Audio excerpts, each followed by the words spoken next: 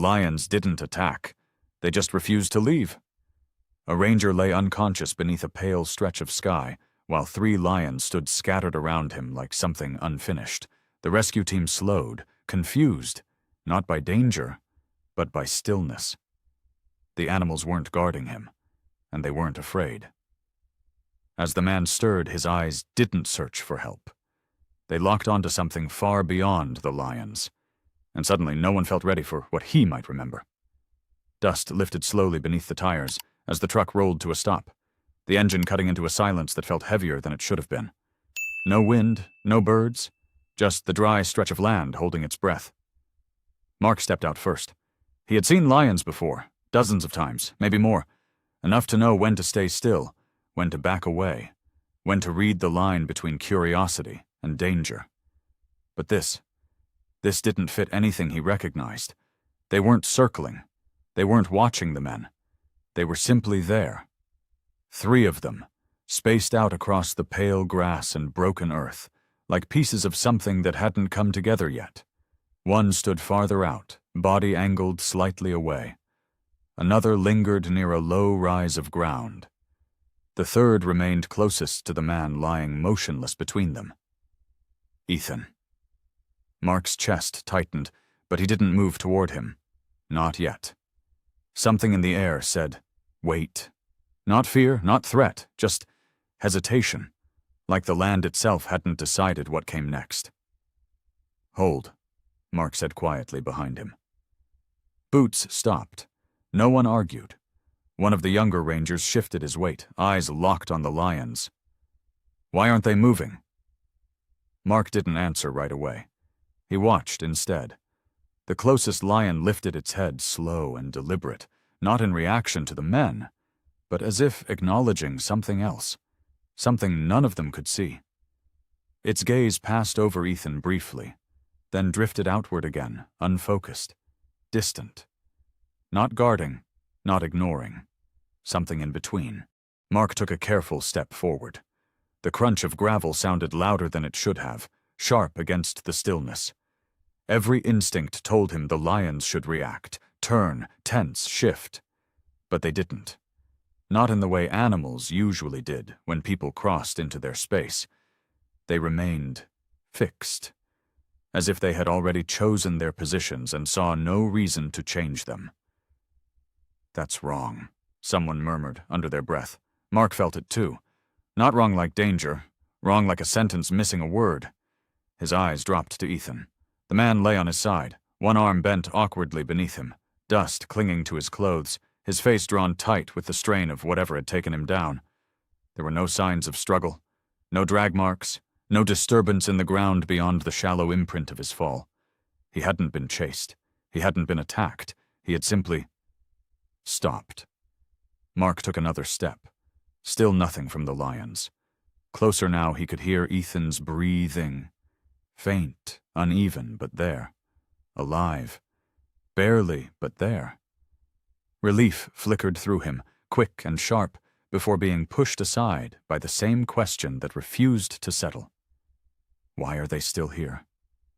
A breeze moved through the grass then, just enough to shift the edges of the scene. The lion nearest the rise turned its head slightly, ears angling toward something distant. The others didn't follow. They held their places, unmoved. Mark crouched halfway, not yet committing to reaching Ethan. "Easy," he said, though he wasn't sure who the word was meant for. Behind him, the younger ranger exhaled slowly. "They're not protecting him," he said. "They're not even looking at us." Mark nodded once, barely. "That's the problem." He studied their spacing again. Not random, not territorial, not defensive. Deliberate. As if they were waiting. For what, he couldn't tell. A faint sound broke through the stillness. A shift of fabric. A breath catching where it shouldn't. Mark's attention snapped back to Ethan. The man's fingers twitched against the dirt. Small. Barely there. But enough. "Ethan," Mark said, voice low, controlled. "Stay with me." Another movement. a shallow inhale that seemed to scrape its way into the air. Then, slowly, Ethan's eyes opened. They didn't search for the men. They didn't react to the lions. They didn't even seem to register where he was. Instead, they fixed on a point beyond them all. Past the animals, past the open stretch of land toward a low, uneven rise where the earth darkened slightly against the light. Mark followed his gaze without thinking. "There's nothing there," one of the men whispered, but Ethan's expression said otherwise. Not fear, not confusion, something tighter, older, recognition. His lips parted, dry and unsteady, as if trying to form a word that had been waiting a long time to be spoken. No sound came. Only that look, locked onto the distance, unblinking. And for the first time since they arrived, Mark felt something shift in his chest that had nothing to do with the lions. Something was wrong with this place, and whatever it was, Ethan had already found it. Mark didn't touch him right away. He stayed where he was, one knee bent, watching the man's face the way you watch something fragile, something that might break if you move too fast. Ethan's breathing had steadied just enough to hold, but his eyes, they hadn't shifted, still locked somewhere past the lions. "Ethan," Mark tried again, softer this time. "You're with us. You're all right." A slow blink, then another. Ethan swallowed, the movement tight and dry, like it hurt to even try. His gaze flickered, just once, toward Mark, then slipped away again, pulled back toward that same stretch of land. "No," he rasped. The word barely made it out, but it carried weight. Not confusion, not denial of where he was. Something else. Mark leaned closer. "No what?" Ethan's fingers twitched again, this time pressing faintly into the dirt, as if grounding himself. His jaw tightened. Whatever was moving through him, it wasn't simple. "We need to get him out of here," one of the rangers said quietly from behind. Mark didn't answer. He was watching the lions. They hadn't moved, not toward them, not away. But something had changed. Subtle, almost invisible. The one near the rise had turned slightly, its body now angled in the same direction Ethan kept staring. A line. Not between man and predator, between something seen and something refused. Mark stood slowly, careful not to break whatever balance had settled over the scene. "Easy," he murmured again, more out of instinct than instruction. Ethan let out a shallow breath, eyes closing briefly as if the light hurt now. When they opened again, there was something behind them that hadn't been there before. Not fear, recognition. "You shouldn't have brought me back here," he whispered. Mark stilled. "What do you mean?" he asked. Ethan didn't answer. His throat worked, but no sound followed. Instead, his gaze drifted once more, pulled, like a compass needle that had found its north after years of spinning, toward the rise. The younger ranger stepped closer, lowering his voice. "He's disoriented," he said. "Heat does that." "Maybe," Mark replied, but there was no certainty in it. Because Ethan didn't look disoriented. He looked like a man who had just remembered something he had spent years trying to forget. A shift in the grass drew their attention again. The lioness, the one closest to Ethan, moved. Not toward them, not toward him. She stepped sideways, slow and deliberate, placing herself at a slight angle that opened the space between Ethan and that distant patch of land. Her head turned, not to the men, but in the same direction Ethan had been staring since he woke. Mark felt the hairs rise along his arms. "That's not random," he muttered. No one disagreed. Ethan saw it too. His breath hitched. Not sharply, not in panic, but like something inside him had just been confirmed. "Don't," he said, barely audible. Mark frowned. "Don't what?" But Ethan's eyes had already moved again, fixed now with a kind of quiet desperation that didn't belong to the moment, didn't belong to the heat or the exhaustion. It belonged to something older. "Just get me up," Ethan forced out, his voice rough but steadier now. We need to leave. Mark hesitated. The request made sense. It was the right call. Stabilize, extract, get him to shade and water. But something in the way Ethan said it, too quick, too tight, felt less like urgency and more like escape. Hold on, Mark said. We'll move you, but not fast. Not until I know what we're walking into. There's nothing there, one of the men said again, glancing towards the rise. Ethan let out a dry, humorless breath that almost sounded like a laugh. You don't know that, he whispered.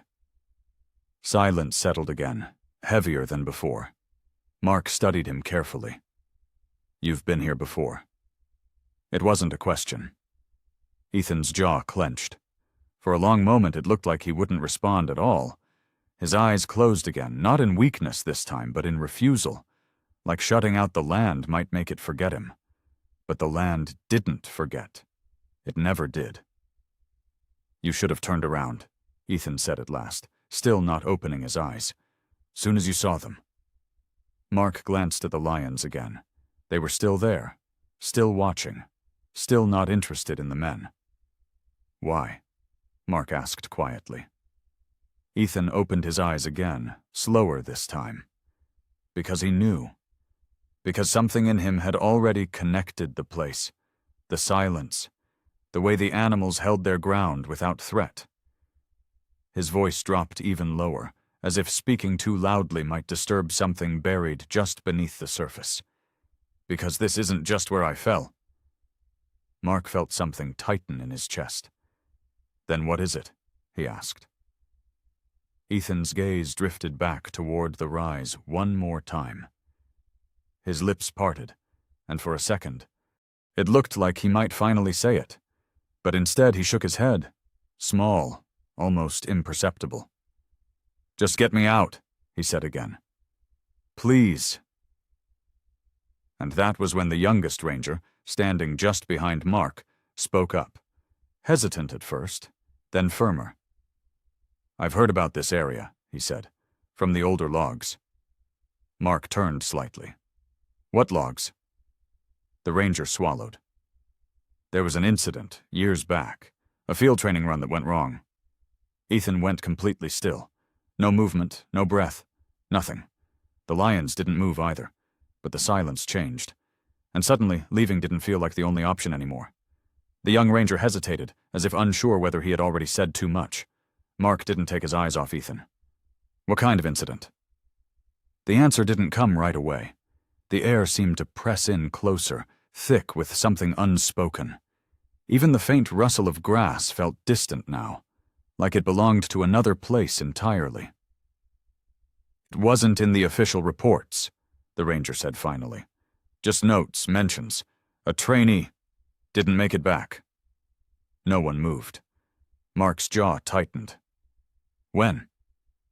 The ranger swallowed. Years ago, before I joined. Same sector, same corridor. Mark didn't need to look to know what that meant. He could feel it in the way Ethan's body had gone rigid, every muscle locked as if bracing for impact that had already happened. Slowly, carefully, Mark turned back toward him. Ethan's eyes were open again, but they weren't seeing the present. They were fixed somewhere far behind it. You don't have to talk, Mark said quietly. Not right now. Ethan's lips parted, closed, then parted again. I told him to stay back. The words came out low, uneven, like they had to push through something heavy to exist at all. Mark leaned in slightly, not interrupting. Ethan's gaze drifted again towards the rise, but this time it didn't feel like avoidance. It felt like being pulled. He wanted to prove something. Ethan continued, voice rough. Said he was ready. Said I treated him like he didn't belong out here.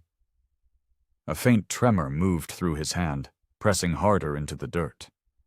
I didn't argue, he said. I didn't stop him. The younger ranger shifted uneasily, glancing between the two men. Was it your trainee? Ethan shook his head once. No, he said. Then, after a pause that stretched too long, my son. The word landed without force, but it changed everything. Mark felt it in his chest, a quiet drop that didn't hit bottom. Ethan exhaled slowly, as if the act of saying it had taken something out of him he couldn't get back. "He came out here to learn," Ethan said. "To understand the work. I thought if he saw it for what it was, he'd respect it. Respect me." His voice tightened on the last word. "But he didn't want the rules," Ethan went on. "He wanted to move fast, take risks, be seen." A faint, bitter edge slipped in. "Be better than me." The wind stirred again, brushing across the open land, carrying the dry scent of dust and sun-worn grass. Ethan's eyes followed it, unfocused. "We argued that morning," he said. "Right over there." His chin lifted slightly, pointing towards the rise. "I told him if he couldn't listen, he didn't belong in the field. He said I was the one who didn't understand anything anymore." Mark stayed still. "He walked off," Ethan continued. "Not far, just enough." Silence filled the space between his words. "I let him go," Ethan said. The sentence came out flat, stripped of anything that might soften it. "I told myself he'd come back, that he just needed to cool off." Ethan's fingers curled into the dirt, tighter now. "I didn't follow." No one spoke. The lions hadn't moved. They were still positioned across the land, still holding that strange, unbroken distance. The lioness stood near the rise now, her body angled toward it, her gaze fixed somewhere just beyond. Ethan noticed. Of course he did. "They found his pack first," he said, voice quieter. "Half buried. No tracks leading away. No sign of a struggle. Just gone." Mark felt the weight of that settle, heavy and incomplete. "What did they say happened?" he asked. Ethan let out a breath that almost sounded like a sigh. "They said the land took him," he said. "That sometimes it just does that." His jaw tightened. "I signed the report." The younger ranger shifted again, uncomfortable. "But you didn't believe it." Ethan didn't answer. He didn't need to. The silence said it for him. A long moment passed before Mark spoke again. "And you never came back here?" Ethan shook his head. "Not until today." The words hung there, fragile but undeniable. Mark glanced toward the lions once more. They were still there, still not approaching, still not leaving. The lioness shifted slightly, stepping closer to the rise, her head lowering as if catching a scent that had lingered far longer than it should have. Ethan watched her, something in his expression tightening. Not fear, not confusion. Recognition. But not the kind that brought comfort. The kind that reopened something that had never healed. Mark followed his gaze. "You think this is about that day?" he said quietly. Ethan didn't respond right away. His eyes stayed locked on the same spot, as if seeing something no one else could. Then, slowly, he shook his head. "No," he said. His voice was steadier now, but heavier. "I think—" He stopped, swallowing hard. "I think I never left it." The words settled into the air, quiet but final. And for the first time, the idea of walking away from this place didn't feel like escape. It felt like unfinished business. Mark signaled the others to hold position, though no one had tried to move. There was a shift in the air, not from the lions, not from the land, but from Ethan himself. Something in him had stopped resisting. "Help me up," Ethan said. It wasn't a demand. It wasn't even urgent, just steady. Mark hesitated, searching his face for any sign of confusion, of weakness that might make this a mistake. But what he found instead was clarity.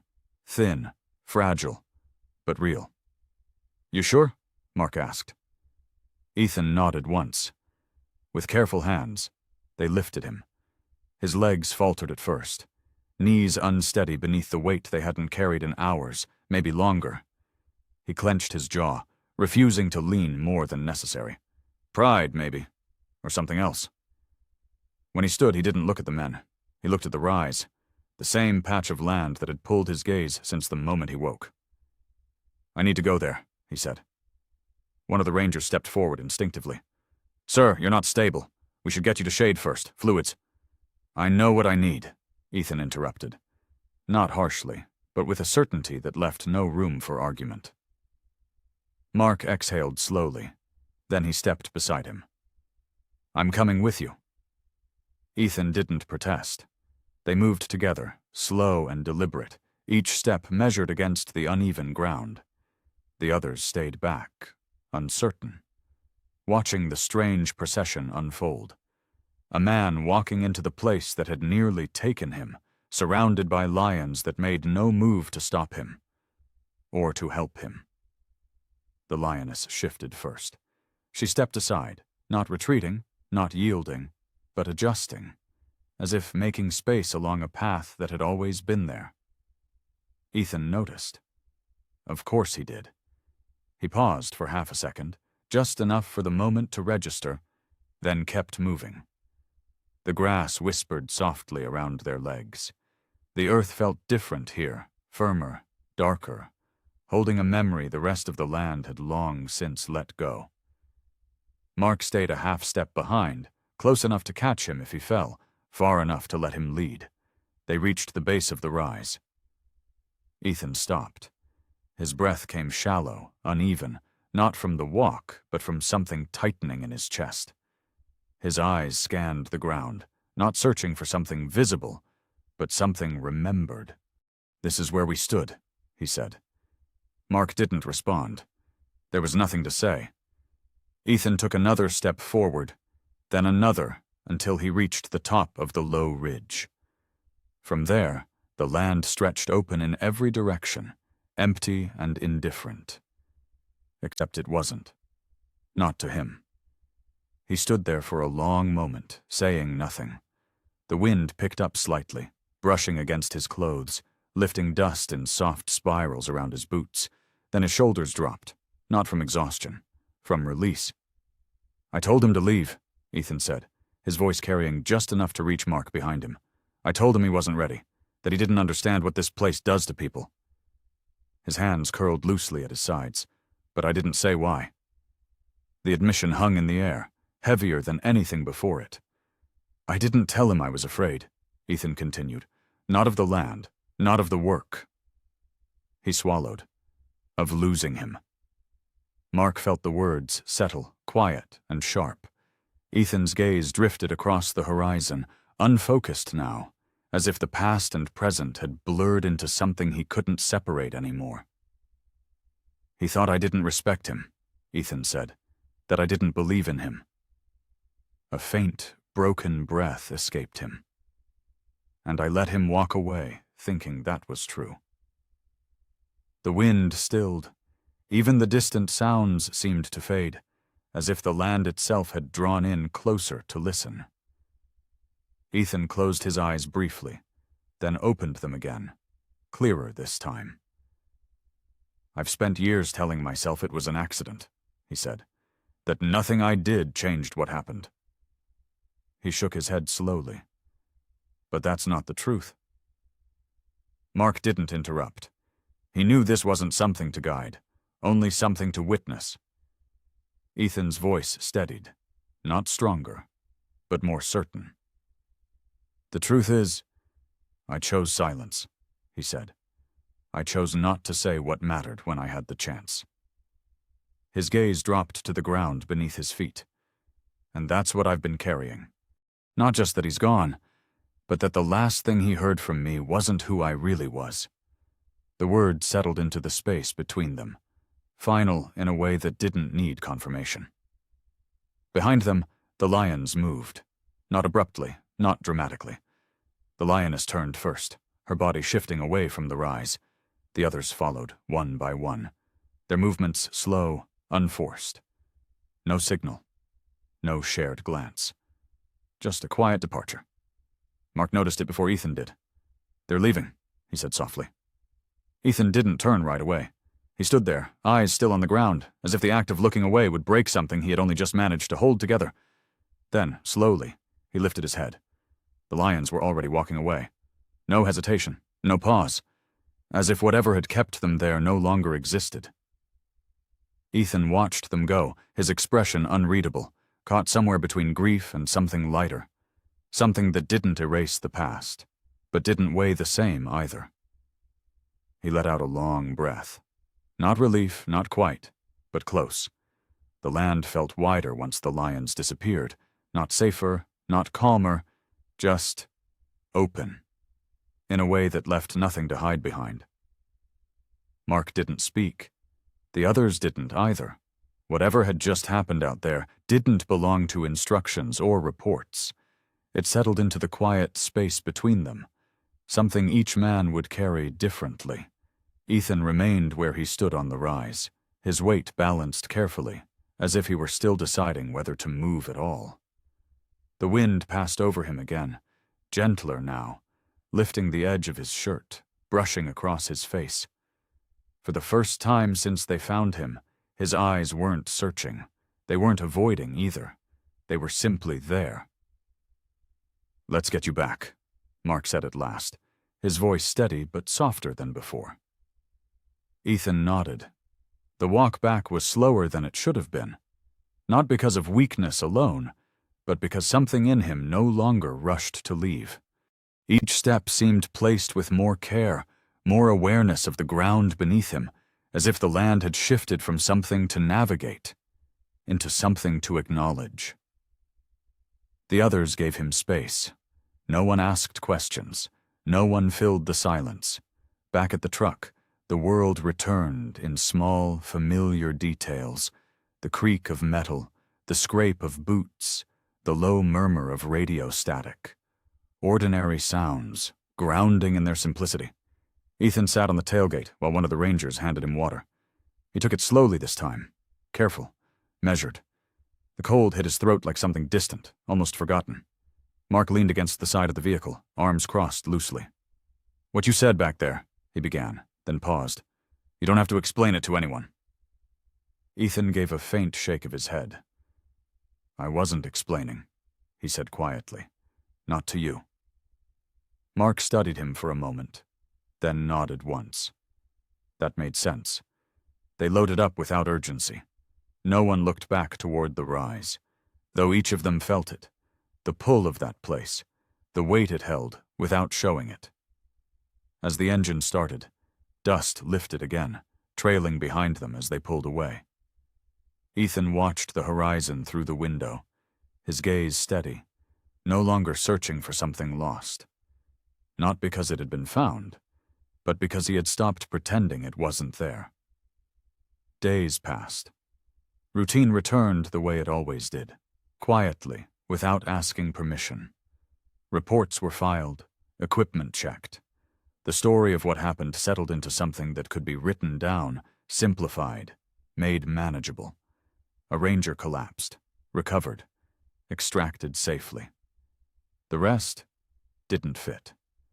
Ethan didn't try to make it fit. He moved through the days with a different rhythm now, slower in some ways, more deliberate in others. He spoke when needed, listened more than he used to, and let silence exist without trying to fill it. One late afternoon, without telling anyone, he drove back out. Not to the exact coordinates, not guided by a map or a marker, just a direction that felt familiar enough to follow. The land welcomed him the same way it always had, without recognition, without rejection. It simply was. He parked at a distance and walked the rest of the way. The rise appeared gradually, just as before. The same stretch of ground, the same quiet wait. No lions, no movement, no sign that anything unusual had ever happened there. Ethan stopped a few yards short, letting the space remain intact. For a long moment he didn't move, didn't speak, didn't try to remember anything more than what had already come. The wind moved through again, carrying the dry scent of earth and time. He took a breath, then another. "I should have said it," he murmured. Not loudly, not for anyone to hear, but not silent either. The words didn't echo. They didn't need to. They stayed where they were, simple and complete. Ethan didn't wait for anything in return. No sign, no answer. Just the quiet acknowledgement that some things weren't meant to be resolved, only faced. After a while, he turned. Not quickly, not reluctantly, just ready. As he walked back towards the truck, the light shifted behind him, softening the edges of the land. The rise faded into distance, blending back into everything around it. Unremarkable. And yet not the same. Ethan didn't look back, not because he was trying to forget, but because for the first time, he didn't need to hold on. Weeks later, when new rangers came through training, Ethan stood with them at the edge of a different corridor, the sun lower in the sky, the air easier to breathe. He spoke the way he always had, about caution, about awareness, about respect for the land. But there was something else in his voice now, something quieter. Out here, he said, you learn to read what's in front of you. The group listened, attentive. Ethan paused, just long enough. And sometimes, he added, you learn to face what isn't. No one asked what he meant. They didn't need to. The land stretched out before them, vast and unchanged. But for Ethan, it no longer felt like something that had taken from him. It felt like something that had finally let him see. Some wounds don't heal with time. They wait for honesty. This story isn't about lions changing a man's fate, but about a man finally facing what he carried. Maybe the wild doesn't remember us, but it reflects who we truly are. If this stayed with you, there are more stories waiting to be told. If this story stayed with you, share your thoughts and follow Lion's Quiet Stories for more.